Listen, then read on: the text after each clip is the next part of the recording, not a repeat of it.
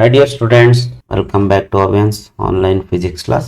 ಇವತ್ತಿನ ಕ್ಲಾಸಲ್ಲಿ electromagnetic waves 2 marks questions discuss ಮಾಡೋಣ from the question bank. Okay, so first question ಏನು ಹೇಳುತ್ತೆ 2 mark question ಅಲ್ಲಿ ಅಂದ್ರೆ write the expression for displacement current and explain the terms ಅಂತ. ನಾವಿಲ್ಲಿ ಏನು ಮಾಡಬೇಕು, ಡಿಸ್ಪ್ಲೇಸ್ಮೆಂಟ್ ಕರೆಂಟ್ ಫಾರ್ಮುಲಾ ಬರೀಬೇಕು and then the terms ನ ಎಕ್ಸ್ಪ್ಲೈನ್ ಮಾಡಬೇಕು and it is a very easy question. Okay, so displacement current is given by id is equal to epsilon naught into d phi by dt. So this is the formula for displacement current. ಇಲ್ಲಿ ಬೇಕಾದ್ರೆ subscript e ಬರ್ಕೊಳ್ಳಿ, where explain the terms ಅಂತ.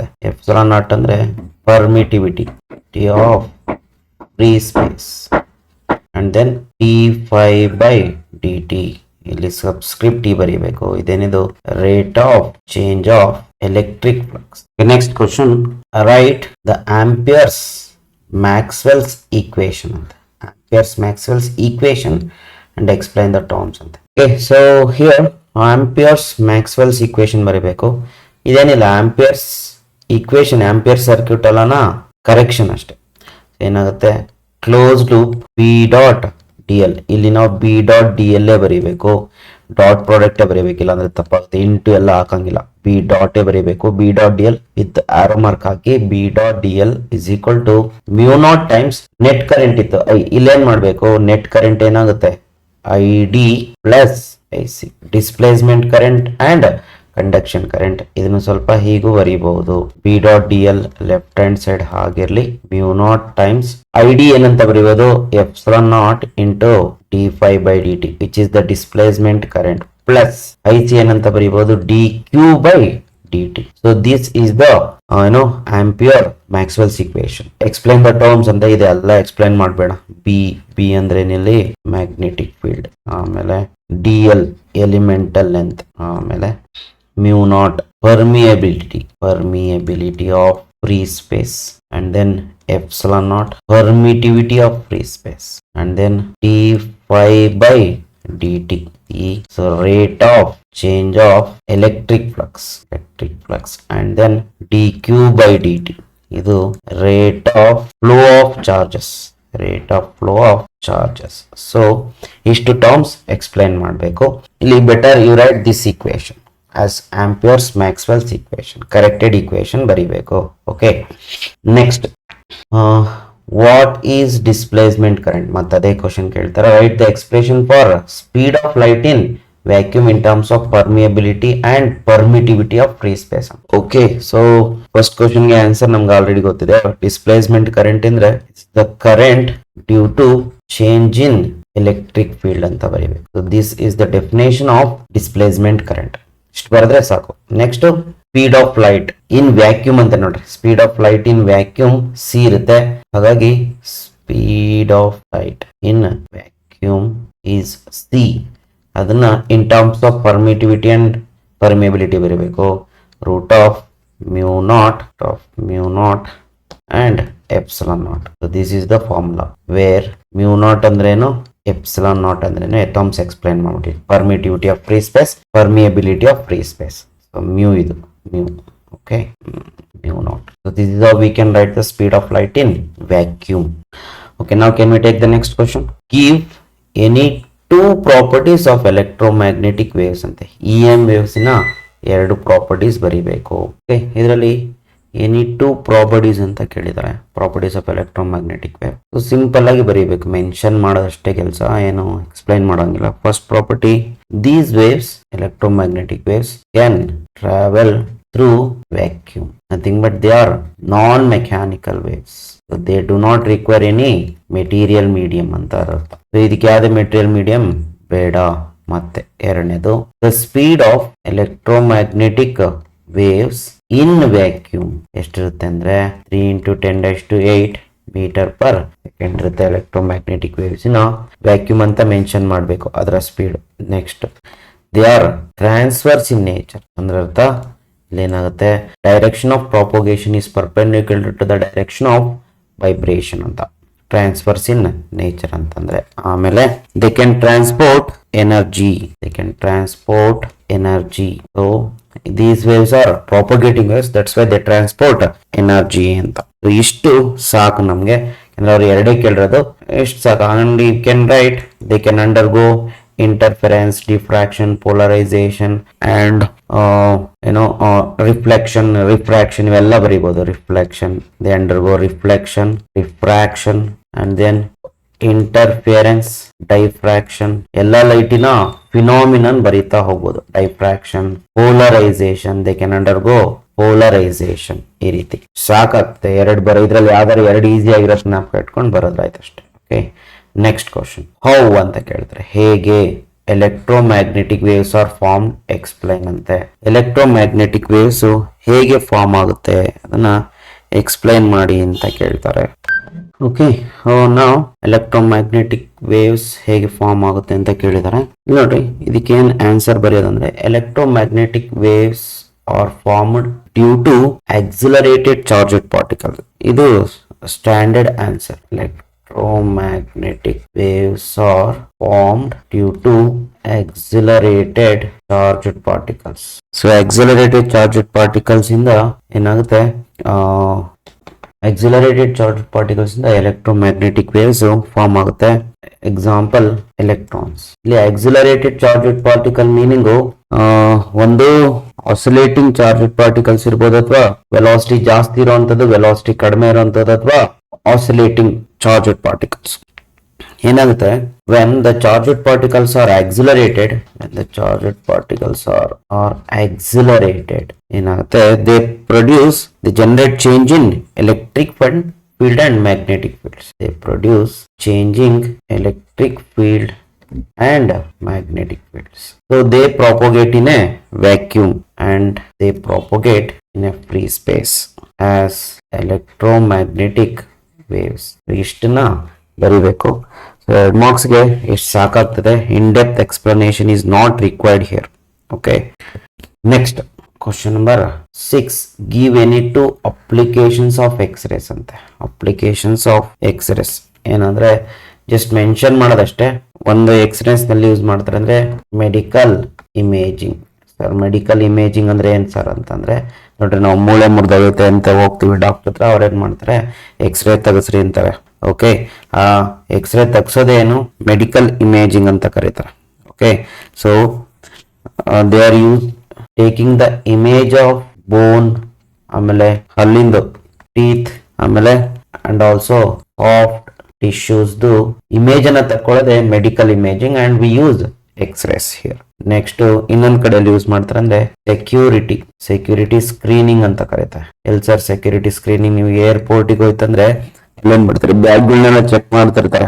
ದೊಡ್ಡ ದೊಡ್ಡ ದೇವಸ್ಥಾನಗಳು ಹೋದ್ರೆ bags ನೆಲ್ಲ check ಮಾಡ್ತಿರ್ತಾರೆ. ಒಂದು ಇದ್ರ ತರ ಇರುತ್ತೆ ಮೆಷಿನ್, ಅದ್ರೊಳಗಡೆ ಬ್ಯಾಗ್ ಎಲ್ಲ ಐಟಮ್ಸ್ ಹಾಕ್ಬೇಕು, ಅದೇನ ಸ್ಕ್ಯಾನ್ ಆಗಿ ಆಚೆ ಬರ್ತಾ ಇರುತ್ತೆ. ಅಲ್ಲಿ ನಾವು ಎಕ್ಸ್ರೇಸ್ ನ ಯೂಸ್ ಮಾಡ್ತೀವಿ. Airports and other secured facilities ಅಲ್ಲಿ ಲಗೇಜ್ ಮತ್ತೆ ಪ್ಯಾಕೇಜಸ್ ನ ಚೆಕ್ ಮಾಡ್ಲಿಕ್ಕೆ ಫಾರ್ ಸೆಕ್ಯೂರಿಟಿ ರೀಸನ್ಸ್ ಯೂಸ್ ಮಾಡ್ತೀವಿ. ನೆಕ್ಸ್ಟ್ ಮೂರನೇದು ಇಂಡಸ್ಟ್ರಿಗಳಲ್ಲಿ ಯೂಸ್ ಮಾಡ್ತೀವಿ. Industrial inspection. ಇಂಡಸ್ಟ್ರಿಯಲ್ ಅಲ್ಲಿ ಯೂಸ್ ಮಾಡ್ತೀವಿ ಅಂತಂದ್ರೆ ಅಗೇನ್ ಈ ಇಂಟರ್ನಲ್ ಸ್ಟ್ರಕ್ಚರ್ ಆಫ್ ಮೆಟೀರಿಯಲ್ಸ್ ನ ಇದ್ ಮಾಡ್ಲಿಕ್ಕೆ, ಅದು ಏರೋಸ್ಪೇಸ್ ಆಗಿರ್ಬೋದು, ಆಟೋಮೋಟಿವ್ಸ್ ಮ್ಯಾನುಫ್ಯಾಕ್ಚರಿಂಗ್ ಆಗಿರ್ಬೋದು. It helps to detect the flaws ಅಂತ ಹೇಳ್ತಾರೆ, ಕ್ರ್ಯಾಕ್ಸ್ ಅಂಡ್ ವಾಯ್ಡ್ಸ್ ಚೆಕ್ ಮಾಡಕ್ಕೆ ಇಂಡಸ್ಟ್ರಿಯಲ್ಲಿ ಯೂಸ್ ಮಾಡ್ತಾರೆ. Next dental imaging and also they are used in cancer treatment. Cancer treatment ಅಲ್ಲಿ ಏನ್ ಕ್ಯಾನ್ಸರಸ್ ಸೆಲ್ಸ್ ನ ಸಾಯಿಸ್ಲಿಕ್ಕೆ ಯೂಸ್ ಮಾಡ್ತಾರೆ. So by targeting and destroying the cancerous cells. ಇದು ಅಪ್ಲಿಕೇಶನ್ಸ್ ಆಫ್ ಎಕ್ಸ್ರೇಸ್. ಎಷ್ಟನ್ನ ಬರೆದ್ರೆ ಸಾಕು, 2 ಕೇಳಿದರೆ ಯಾವ್ದಾದ್ರು 3 ಬರೀರಿ ಸಾಕಾಗ್ತದೆ. Next question number 7, give any two applications of UV rays ಅಂತೆ. ಅಲ್ಟ್ರಾವೈಲೆಟ್ ರೇಸ್, ಇದ್ರದ್ದು ಸುಮಾರು ಅಪ್ಲಿಕೇಶನ್ ಇದೆ ಅಲ್ಟ್ರಾವೈಲೆಟ್ ರೇಸ್ದು. ಅದರಲ್ಲಿ ಕೆಲವೊಂದು ಅಪ್ಲಿಕೇಶನ್ಸ್ ಡಿಸ್ಕಸ್ ಮಾಡುವ.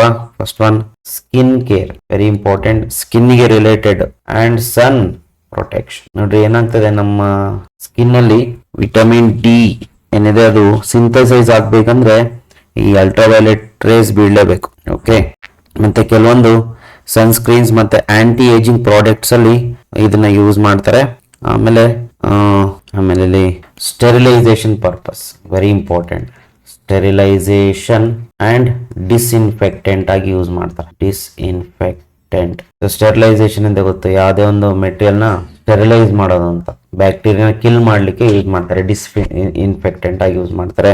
ಆಮೇಲೆ ಮೆಡಿಕಲ್ ಟ್ರೀಟ್ಮೆಂಟ್ಸ್ ಅಲ್ಲಿ, ಎಲ್ಲಿ ಮೆಡಿಕಲ್ ಟ್ರೀಟ್ಮೆಂಟ್, ಯಾವ ಪರ್ಟಿಕ್ಯುಲರ್ ಮೆಡಿಕಲ್ ಟ್ರೀಟ್ಮೆಂಟ್ ಅಂದ್ರೆ ಸ್ಕಿನ್ ಕಂಡೀಷನ್ಸು, ಆಮೇಲೆ ಜಾಂಡೀಸು, ಇನ್ನು ನ್ಯೂ ಬೋರ್ನ್ ಬೇಬೀಸ್. ಸೊ ಇಂಥ ಕಂಡೀಷನ್ಸ್ ಅಲ್ಲಿ ದೇ ಯೂಸ್ UV ರೇಸ್. ಅದಾದ್ಮೇಲೆ ಫೊರೆನ್ಸಿಕ್ ಅನಾಲಿಸಿಸ್ ಅಲ್ಲಿ ಯೂಸ್ ಮಾಡ್ತಾರೆ. Forensic analysis again same as X-rays, forensic analysis ಅಲ್ಲಿ ಯೂಸ್ ಮಾಡ್ತಾರೆ. ಅದೇನಾದ್ರು ಫ್ಲಾಸ್ ಇದೆಯಾ ಮೆಟೀರಿಯಲ್ ಚೆಕ್ ಮಾಡ್ಲಿಕ್ಕೆ ಏನಾಗ್ತದೆ. These are use to detect biological fluids as blood, saliva and crime scenes and analyzing the evidence. Forensic ಅಲ್ಲಿ use ಮಾಡುವಂಥದ್ದು. Next water purification ಅಲ್ಲಿ use ಮಾಡ್ತಾರೆ. ವಾಟರ್ ಪ್ಯೂರಿಫಿಕೇಶನ್ ಯೂಸ್ ಮಾಡ್ತಾರೆ. These are the some of the applications of UV rays. ಆಮೇಲೆ food preservatives ಆಗಿ use ಮಾಡ್ತಾರೆ. ಆಮೇಲೆ chemical curing ಅಲ್ಲಿ ಯೂಸ್ ಮಾಡ್ತಾರೆ. ಸೊ ಈ ಒಂದಷ್ಟು ಜ್ಞಾಪಕ ಇಟ್ಕೊಂಡೆ ಸಾಕು, ಮೆನ್ಷನ್ ಮಾಡಿದ್ರೆ ಸಾಕಾಗ್ತದೆ. Next give any 2 applications of infrared rays ಅಂತ.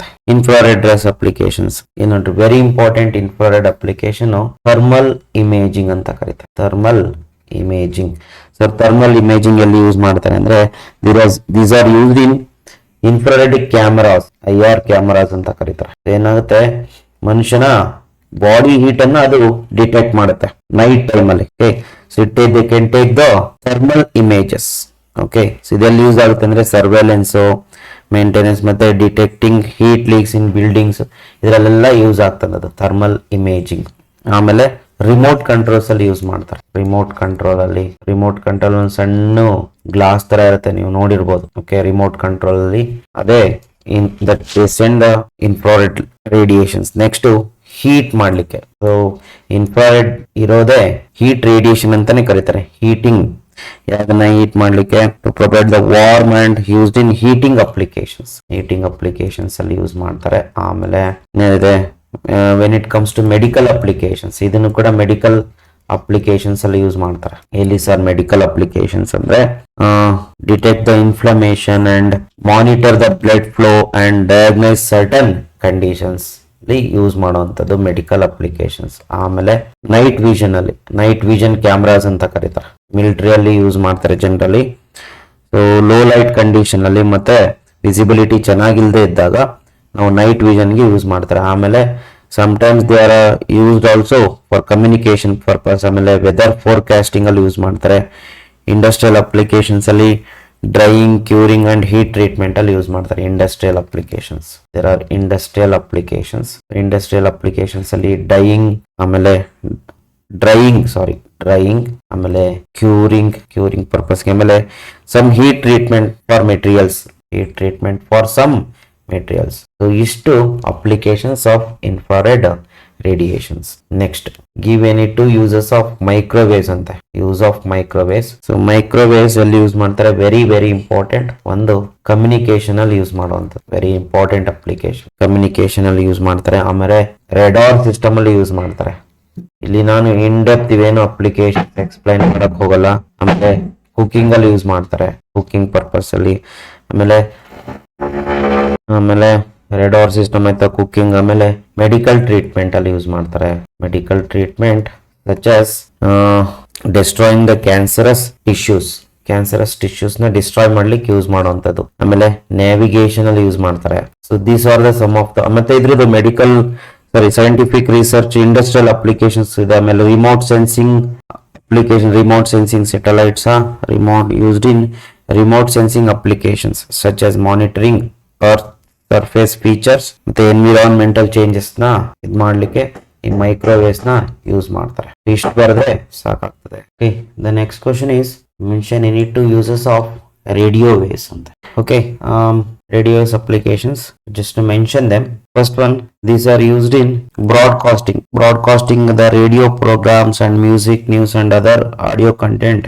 ಅಂದ್ರೆ ರೇಡಿಯೋ ಬ್ರಾಡ್ಕಾಸ್ಟಿಂಗ್ ಅಂತ ಬರೀಬಹುದು. Used in radio broadcasting. ಎರಡನೇದು used in mobile communication and then used in TV broadcasting and then used in aircraft communication, radio navigation, radio navigation use ಮಾಡ್ತಾರೆ. ಆಮೇಲೆ aircraft communication, wireless networking. So these are the applications of radios. ಇದರಲ್ಲಿ ಯಾವ್ದಾರು ಒಂದ್ 2-3 ಜ್ಞಾಪಕ ಇಟ್ಕೊಳ್ಳಿ. Okay, minimum 2 maximum 3 ಜ್ಞಾಪಕ ಇಟ್ಕೊಂಡ್ರೆ ಸಾಕಾಗ್ತದೆ. Next question number 11. Name the electromagnetic waves used in the following applications. ಯಾವ್ದನ್ನ ಯೂಸ್ ಮಾಡ್ತಾರೆ? ಯಾವುದು? First one, radar system and aircraft navigation. Radar system ಮತ್ತೆ ಏರ್ಕ್ರಾಫ್ಟ್ ನ್ಯಾವಿಗೇಷನ್ಸ್ ಅಲ್ಲಿ ಯೂಸ್ ಮಾಡೋಂಥದ್ದು ಮೈಕ್ರೋವೇವ್ಸ್. ಫಸ್ಟ್ ಒನ್ಗೆ ಹಾಗಾದ್ರೆ ಆನ್ಸರ್ ಏನು? ಮೈಕ್ರೋವೇವ್ಸ್. ಇಲ್ಲೇ ನೋಡ್ರಿ ಅಪ್ಲಿಕೇಶನ್ ಸಿಕ್ಕೋಯ್ತು. ಎರಡನೇದು, remote switches of house hold electronic system such as TV remote. ಅಷ್ಟೇ, ಏನೇನಿಲ್ಲ. ಟಿವಿ ರಿಮೋಟ್ ಅಲ್ಲಿ ಯಾವ ಲೈಟರ್ ನ ಯೂಸ್ ಮಾಡ್ತಾರೆ? ಸಾರಿ, ಎಲೆಕ್ಟ್ರೋಮ್ಯಾಗ್ನೆಟಿಕ್ ವೇವ್ಸ್ ನ ಯೂಸ್ ಮಾಡ್ತಾರೆ. ಇನ್ಫ್ರಾರೆಡ್ ವೇವ್ಸ್ ನ ಯೂಸ್ ಮಾಡ್ತಾರೆ. ಇನ್ಫ್ರಾರೆಡ್ ಎಲೆಕ್ಟ್ರೋಮ್ಯಾಗ್ನೆಟಿಕ್ ವೇವ್ಸ್ ನ ಯೂಸ್ ಮಾಡ್ತಾರೆ. ಸೊ ಇಷ್ಟೇ ಇದಕ್ಕೆ answer. And this completes EM waves chapter. ಇಷ್ಟು ಓದ್ಕೊಂಡ್ರೆ ಸಾಕು. ಇದರಲ್ಲಿ ನ್ಯೂಮ್ಯಾರಿಕಲ್ಸ್ ಬರಲ್ಲ. ಇದರಲ್ಲಿ ಗ್ಯಾರಂಟಿ ಕ್ವಶನ್ಸ್ ಬಹಳ ಸಿಂಪಲ್ ಇದೆ, ಈಸಿ ಬರುತ್ತೆ. ಸೊ ನೆಕ್ಸ್ಟ್ ನಾವೇನ್ ಮಾಡೋಣ, ಪಾರ್ಟ್ 1 ಅಲ್ಲಿಗೆ ಕಂಪ್ಲೀಟ್ ಆದಂಗ ಆಯ್ತು. ನೆಕ್ಸ್ಟ್ ಪಾರ್ಟ್ 2 ನೆಕ್ಸ್ಟ್ ವಿಡಿಯೋದಲ್ಲಿ ಏನ್ ಮಾಡೋಣ, ಪಾರ್ಟ್ 2 ಚಾಪ್ಟರ್ಸ್ ನ ತಗೊಳ್ಳೋಣ. ಅದರಲ್ಲಿ first chapter ray optics. Okay dear students, ಇಲ್ಲಿಗೆ ವಿಡಿಯೋನ ಎಂಡ್ ಮಾಡುವ. Thank you for watching. ದಯವಿಟ್ಟು ಈ ವಿಡಿಯೋಸ್ನ ಶೇರ್ ಮಾಡಿ, ಲೈಕ್ ಮಾಡಿ, ಸಬ್ಸ್ಕ್ರೈಬ್ ಮಾಡಿ, ನಿಮ್ಮ ಫ್ರೆಂಡ್ಸ್ಗೆ ಹೇಳಿ. ಯೂಟ್ಯೂಬ್ ಬೋರ್ಡ್ ಎಕ್ಸಾಮ್ಗೆ ತುಂಬ ಹೆಲ್ಪ್ ಆಗಿರೋಂಥ ವಿಡಿಯೋಸ್.